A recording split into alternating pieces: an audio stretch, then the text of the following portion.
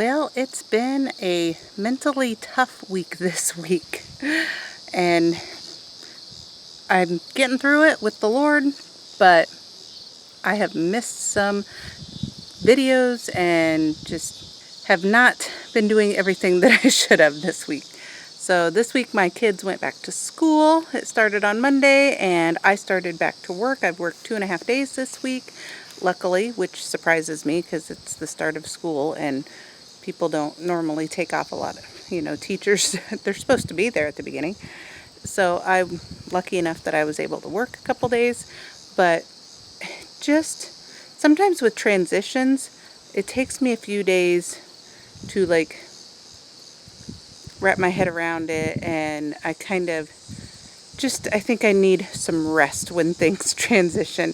And so I just could not get myself to do a whole lot on Monday, Tuesday, half the day Wednesday. Other than working, I really just have not mentally been able to get myself into the busy season, wrap my head around this new stage of life. I'm just in a transition still, and it's just been tough this week. One thing I've been thinking of, we are told when we're in high school and stuff that you should know what you're going to do, what are you going to do after high school? And, people asked me when I graduated, what are you going to do now? And I'm like, I don't know. We are always asked, what are you planning on doing? And it's good. It's good to think about those things and to share your ideas and what you're wanting to do and stuff. But we don't always know what we're wanting to do. And as adults even, we're expected, I think, to know what we want to do with our life. And I don't still. I'm still waiting. And I don't know whether I'm supposed to be waiting on the Lord right now, or whether I'm supposed to be where I'm supposed to be acting, what I'm supposed to be doing, but kind of just waiting to see where life leads me. And I feel like we usually think that everybody else has it all together. They don't. I've realized, no, nobody has it all together. There are some people that have their life planned out and know what they're doing and stuff, and are able to accomplish that plan, and that is so good. But most people don't. Most people are just as confused as I am, I have realized.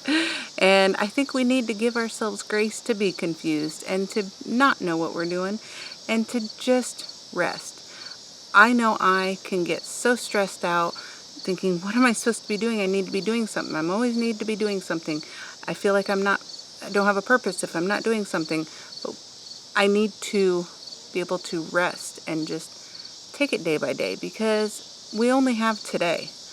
We're not guaranteed tomorrow, and so we just have to work at what we need to today for sure, work towards the future, do great things, strive to do better, strive to be better, but enjoy today and rest in today when we need to, and make sure we're not missing today thinking about tomorrow. And that's really got me thinking a lot here lately is, am I truly living? Am I truly doing... Sorry, I was looking at a chicken.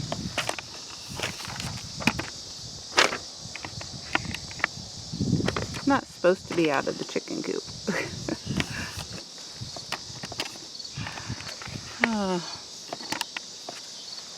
Or maybe it's that I get sidetracked like that all the time. Stop to see the beauty in life. A chicken walking in the grass, Stop to see our kids playing and play with them. Those are the important things. Looking at nature and taking a walk. I love my walks that I've been taking. But if I get in my head thinking about it too much, I'm like, that's an hour and a half a day that I'm walking, busy on something that's for me. You know how selfish I feel for taking an hour walk for myself? That is stupid. That is not a selfish thing. That is something I'm doing to not only improve my own health, but to also show my kids what's important and to be a better mother for them. But internally, I can still think that that's selfish for spending time by myself for an hour, which is dumb. I know, but I think a lot of us do that. We just feel like it's selfish to take care of ourselves, and it's not. I had it on my grocery list this week to buy some frames. I'm trying to go through and kind of sprinkling my house. Not sprinkling, it's fall, but like deep clean my house. And one thing was to put some pictures in picture frames and rearrange my pictures in my living room. And I needed to get frames for a couple pictures and for my diplomas that I got, my college diplomas. And you know, I didn't buy them at the store the other day because I felt selfish for spending money on something for me. How dumb. I knew when I thought that is not from God. That is not a thought God would want me to have. He led me to go to college, led me all the way through it to accomplish it, and I know He's going to lead me in the future to what He wants me to use it with. And I should be proud of that. Proud that I followed the Lord's leading and put my diplomas up in a frame. But I didn't want to be, what's the word I'm thinking of? Proud. You know, I guess I didn't want it to seem like I'm proud. And so I didn't put my pictures in frames. And I just think that's sad. I'm sure some of you might be the same way, that you put yourself last. And we shouldn't be that way, because God wants us to do great things, and we can't put ourselves last and do great things. You know, if I'm going to accomplish my purpose, I need to follow the Lord, and I need to realize that with God, I have purpose. I am loved, and I deserve, with God, to follow His path, and that's going to give me good things sometimes, like put a diploma and putting it in a frame, and that's a good thing, and walking, and that's a good thing. And I need to learn to accept the good. I guess I've been through enough bad in my life and go through enough bad that I still am learning how to take the good. Maybe that's where the Lord's leading me right now, is teaching me how to accept the love and the good that I get in life sometimes. I feel like I've wasted so much of my life, and I don't want to waste another minute, and so I'm trying to work through these things in my head. I've done so much prayer. Walking allows me a lot of time with God, and I love listening to videos, and I do that too, but I try to always start with prayer. And, you know, a lot of the videos I watch are on spiritual things, and just trying to wrestle with God and work through some things mentally, and, like I say, about purpose and about prayer and about spiritual, you know, things. And just, we all have our own certain things, but I think a lot of times we don't work through them because we don't take the time for ourselves. And just taking the time to talk to God and to be with Him, for Him to be able to talk with me, and for me to be able to hear Him. I know He's always talking, but for me to be able to take the time to listen, that's what I've been working on here lately, trying to hear what He wants me to hear. And that will guide me to what plan He has for my life. You know, I am hoping that through this I will get confirmation. And I'm still working, you know, substitute teaching, and I'm still thinking about what I want to do and different things. Should I do this or that? And a lot of things I'm like, well, I don't really feel led to, so I probably shouldn't. It's not that it's a bad idea, but maybe that's not where God wants me, you know, right now. So sometimes good ideas are good, but not for us, you know, for me right now. So I'm trying to figure out where He wants me. And I'm trying to just get out of my own way, you know, get out of the way and let God lead, which is so hard. But we need to stop trying to lead. I feel like for so long, and I just heard this quote in a book I read. I'm trying to block that sunflower from behind me because I know it's dead and it looks horrible, but this is where I'm sitting right now in front of a dead sunflower. I'll finish cleaning up my gardens eventually. But anyway, the quote was, God doesn't say go, he says come. He's not telling us to go by ourselves and just go do it. He's telling us to come with me. I'm leading you to go do this with me, you know. He doesn't ever make us do it by ourselves. Anytime he says go, it's with him. And we just need to follow him in his way. And I thought that is just so beautiful, and that is definitely biblical, because he doesn't tell us to do something and then leave us alone in it. If he leads us to do it, he's going to lead us through it.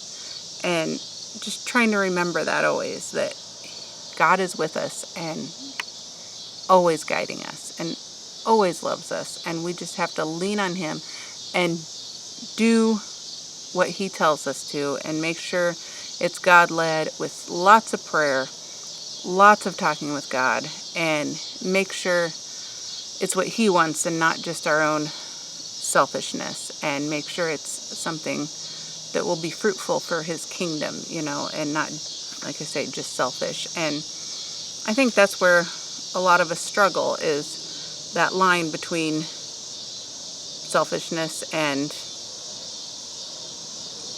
having things good and doing things good. God wants us to have goodness. I mean, he created such beautiful things.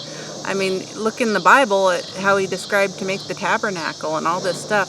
Yes, this is where he lived, but it was so that he could live with us. So, I mean, he wants us to have beauty around us too. But we have to, I don't know if you hear that plane, but there's a plane going over right now. Another one of my squirrel moments.